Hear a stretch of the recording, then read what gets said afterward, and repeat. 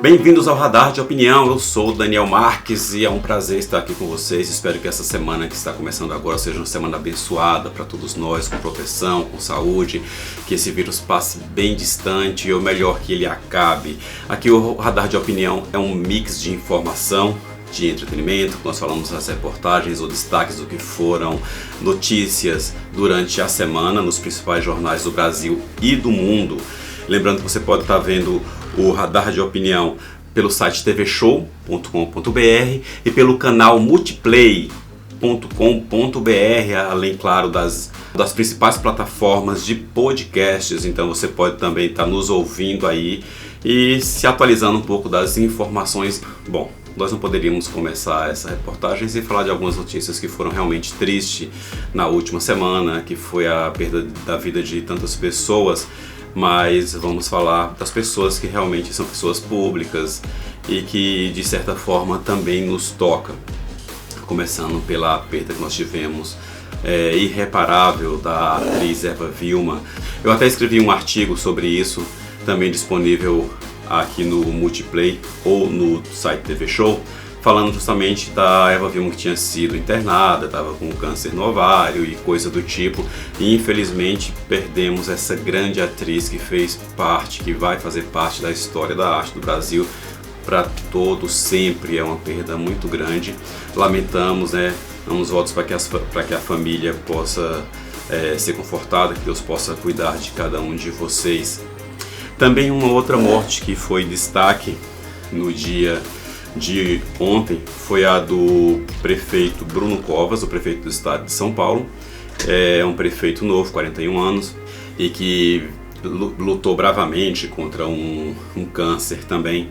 E o Bruno Covas é histórico na família de política, já vem de um passado político. O seu avô, o Mário Covas, fez muita história no estado de São Paulo e também na história política do Brasil.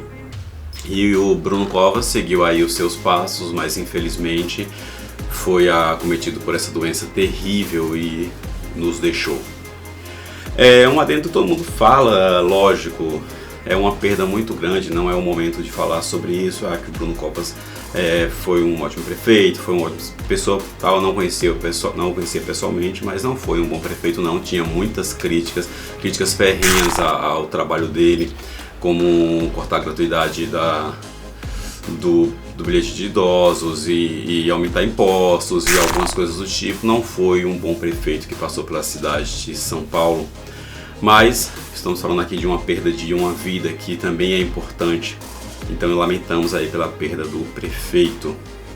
O que aconteceu também na noite de ontem, o MC Kevin, muita gente conhecia, tinha milhões de seguidores, e era uma pessoa, segundo os amigos, alegre e também cantava, contribuía para a música no seu nicho musical, e que caiu, ninguém sabe ainda o que aconteceu, do quinto andar de um prédio de um hotel que estava hospedado no Rio de Janeiro. Mais uma perda na área artística aí que vai deixar sua marca, infelizmente. Tão novo, um garoto de 23 anos deixou aí o mundo da arte. Teve várias outras perdas, mas vamos focar nessa para não começar tão mórbido o nosso programa, Vamos para a reportagem seguinte, melhorar um pouco o clima, que não foi nada fácil essa última semana. Esperamos que essa nova semana seja uma semana muito boa, uma semana abençoada para todos nós. Então vamos falar agora, mudando totalmente de opinião, sobre o Museu do Ipiranga. Para quem não conhece, o Museu do Ipiranga é um dos museus mais importantes do Brasil, um dos mais importantes de São Paulo. Esse museu está fechado em reforma há muitos anos e é um museu belíssimo, tanto dentro quanto fora. É riquíssimo em história, a história do Brasil e tantas coisas relevantes para que nós possamos relembrar quem nós somos ou pelo que o Brasil já passou e as pessoas que comandaram esse país, assim como Dom Pedro I e tantos outros. E durante essa reforma, em algumas escavações, pasmem, foi encontrado artefatos arqueológicos mas não era múmia, tá? Então pode ficar tranquilo.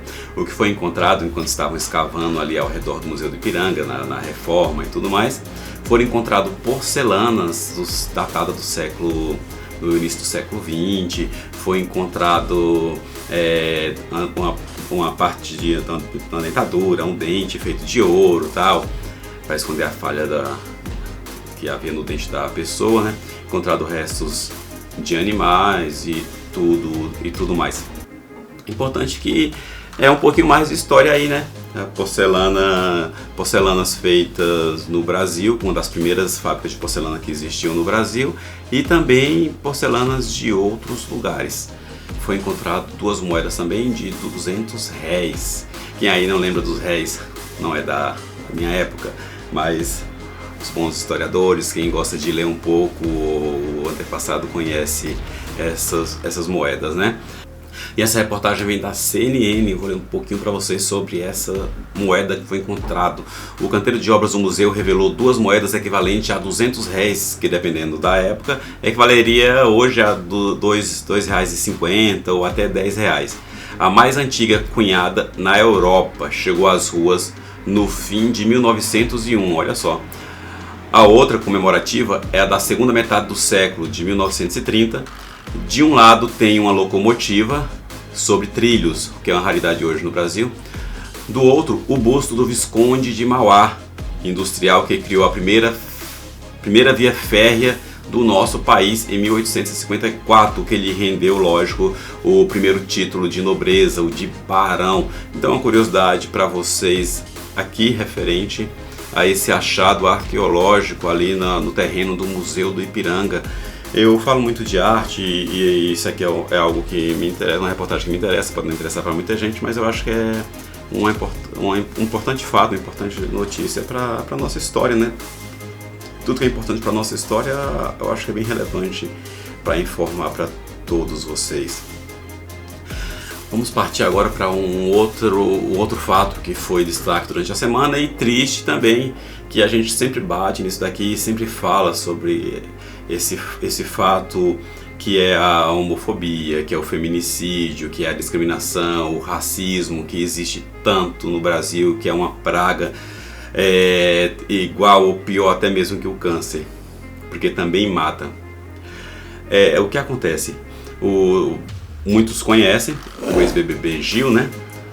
Que foi vítima de um ataque homofóbico de um dos conselheiros do esporte.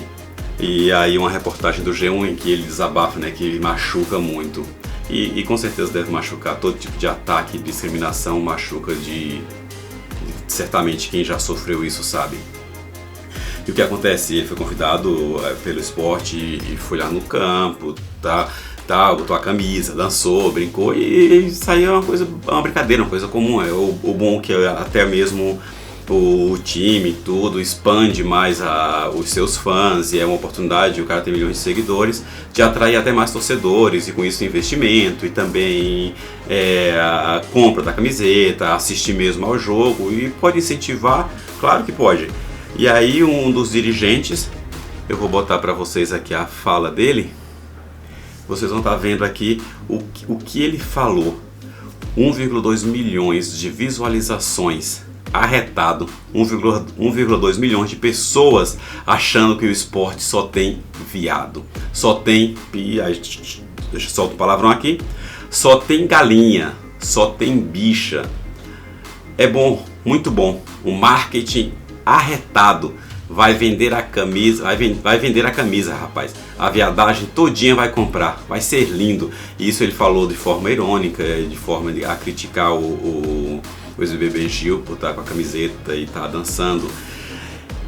E a gente se surpreende muito em pleno século XXI um comentário como esse.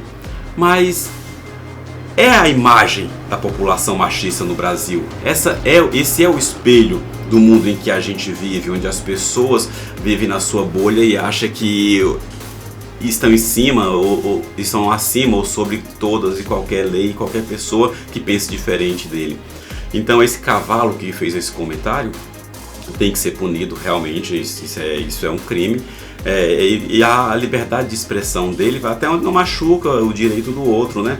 Agora, uma crítica dessa, um xingamento como esse, um xingamento gratuito de uma pessoa que estava inclusive fazendo publicidade para eles, então é totalmente injusto e tem que ser punido mesmo, porque esse cavalo não representa os nordestinos, não representa os pernambucanos, não representa a população realmente digna realmente digna do Brasil, né?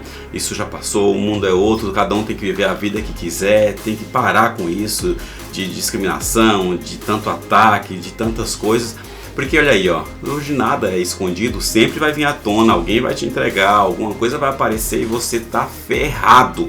E é bom que esteja mesmo para pagar a sua língua, para pagar os seus ataques, para pagar suas grosserias, né?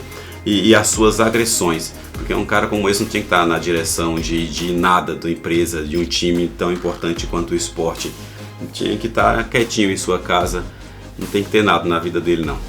Bom, vamos falar de uma outra pessoa, foi uma pessoa muito importante na história da comédia do Brasil, comentei sobre ele aqui, que é o Paulo Gustavo, e é uma pessoa que vai perdurar aí para sempre na história da arte, das artes cênicas, da sétima arte e da comédia. Quem fizer comédia sempre vai relembrar desse grande artista, desse grande ator que hoje está fazendo graça para Deus. Então é o seguinte, uma reportagem boa, merecedora, que saiu essa semana também na CNN.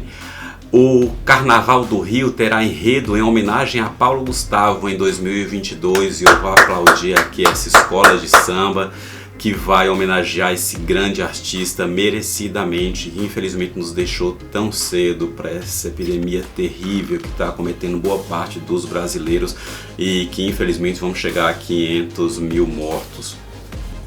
São Clemente de Botafogo mudou de tema para reverenciar a obra do ator e humorista e fez muito bem. São Clemente, vocês estão de parabéns. Colocar o tapete vermelho para vocês, assim como vocês estão estendendo o tapete vermelho para esse artista sensacional que é o Paulo Gustavo. Vocês estão de parabéns, de verdade, que seja um lindo carnaval e que vocês sejam campeãs, porque muito bem reconhecido, foi muito boa a ideia de vocês.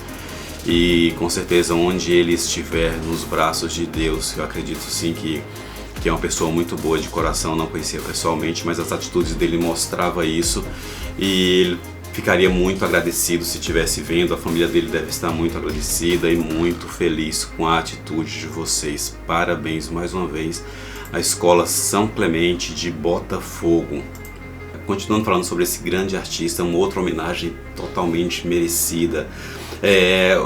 Os vereadores de Niterói aprovaram a troca de um nome de uma das ruas para a Rua Paulo Gustavo. Então vai ficar aí na memória de sempre quem passar naquela rua, lembrar da reverência, da pessoa que ele sempre foi, da alegria desse artista, e foi uma homenagem muito justa. Parlamentares aprovaram a mudança do nome de via, que atualmente se chama Coronel Moreira César, para a Rua Paulo Gustavo. Também estão de parabéns, fizeram algo justo.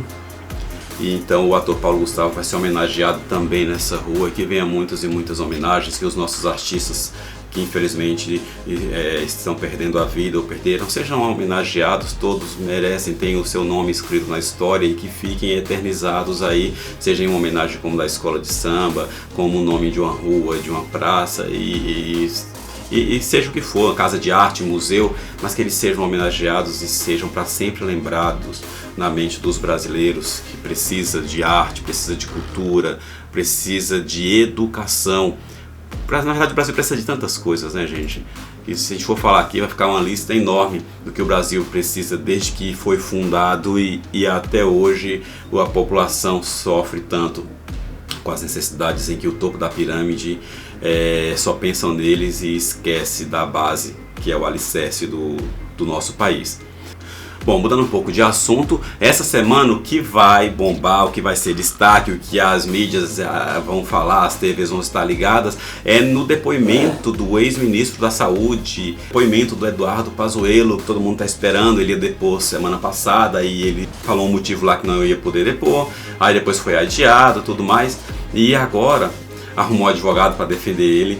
E agora a AGU entrou com uma ação no STF para blindar o senhor Pazuello na CPI da Covid, para que ele não fale, e como todo cidadão e a nossa Constituição defende, não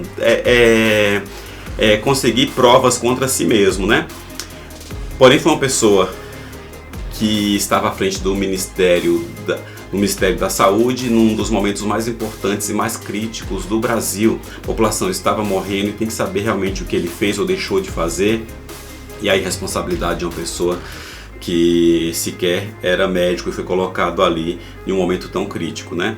Então a AGU entrou com ação para que o Pazuello fique calado ou que seja blindado e que não saia de lá da CPI preso, como na última semana que o senhor Renan Calheiro deu voz de prisão para um dos investigados que estava lá, o ex-secretário do governo, e que o presidente da casa, da CPI, não aceitou e disse que não ia prender, que não era carrasco e algo do tipo assim.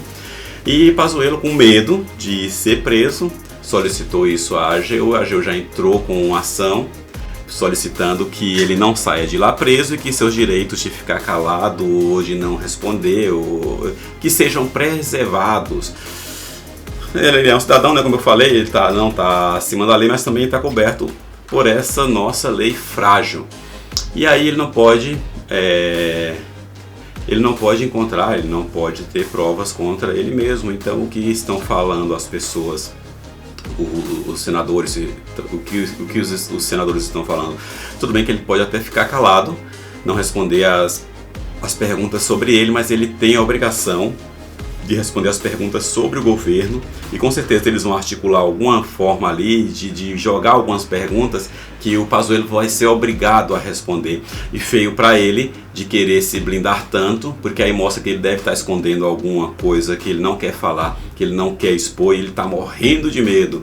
E a AGU entrou com essa ação, e o ministro Lewandowski chegou em suas mãos, né? E ele concedeu a Pazuello o direito de ficar em silêncio na CPI. Então ganhou aí um presente do ministro Ricardo Lewandowski. Então está tudo sendo costuradinho, mas eu acho que a biografia do Pazuello já foi arranhada, seja com o exército, seja onde for, e vai ser mais arranhada ainda. E aí é um dos depoimentos mais aguardados dessa CPI, que é aí a do Eduardo Pazuello, um dos ministros da saúde mais incompetentes que o Brasil já teve. Bom, mudando agora de assunto totalmente, vocês estão vendo que a gente está mudando, não tem nada a ver um assunto com o outro, né? Mas aqui é um mix de informação, aqui é um jornal express em que a gente dá uma passada, uma pincelada por tudo, da nossa opinião e vamos para frente. Bom, para finalizar aqui o nosso programa, vamos falar da sonda chinesa que pousou na superfície de Marte. Quem não acompanhou, quem não é aficionado por ficção científica ou gosta muito sobre isso, de espaço e tecnologia, agora foi a vez da sonda chinesa pousar em Marte. Vocês estão vendo as imagens aqui. Essa sonda, né, que é não tripulada, chama-se Tianwen-1, chega em Marte. E já está mostrando as imagens ali do terreno. Eles querem investigar algum vestígio de vida naquele planeta, no planeta vermelho. E a corrida espacial parece que recomeçou, porque não é a primeira sonda a pousar em Marte. É o terceiro país que pousa. E lógico, quem seriam os primeiros? Os Estados Unidos e a Rússia. Então sempre ali páreo a páreo, Estados Unidos, Rússia, China. Vai para o espaço, a outra manda também, outro país manda também, vai para a Lua, outro país encaminha também. E vai essa corrida aí. E eu acho isso sensacional, eu adoro ficção científica, adoro essa exploração do espaço. Com certeza tem muita gente que gosta e está torcendo para que realmente encontrem alguma coisa, ou vestígio de água, ou consigam fazer alguma coisa ali. E a China falou que um dos próximos passos é fazer uma estação espacial no planeta vermelho, isso mesmo, uma estação espacial em Marte. Então essa sonda que pousou em Marte, né, enviado pela China, dessa aeronave, né, ia sair um robô de mais ou menos 1,85 m, quase 2 metros de altura, pesando 240 kg, controlado remotamente. pelo país asiático. Então tá aí, mais uma exploração, os nossos exploradores. O mundo já está pequeno para explorar, não tem mais muito o que explorar, já acabamos com o mundo, vamos tentar agora o universo, ver se sobra alguma coisa. E eu realmente gosto disso, eu torço para que consigam encontrar muitas coisas interessantes e curiosas. Eu sou bastante curioso e acredito que muita gente que está me ouvindo, me assistindo, também seja e goste disso. Então, pessoal, foi isso o nosso programa de hoje. Um programa bem diversificado, um programa express, uma coisa rápida. Então vocês podem estar assistindo o nosso programa no canal Multiplay, no TV Show e nas principais plataformas de podcasts. Então você digita lá Radar de Opinião e você vai encontrar o nosso programa, os nossos programas passados. E é isso, ficamos por aqui. Desejo a vocês uma ótima semana e até semana que vem, se Deus quiser. Tchau, pessoal, eu sou o Daniel Marques e esse aqui é o Radar de Opinião.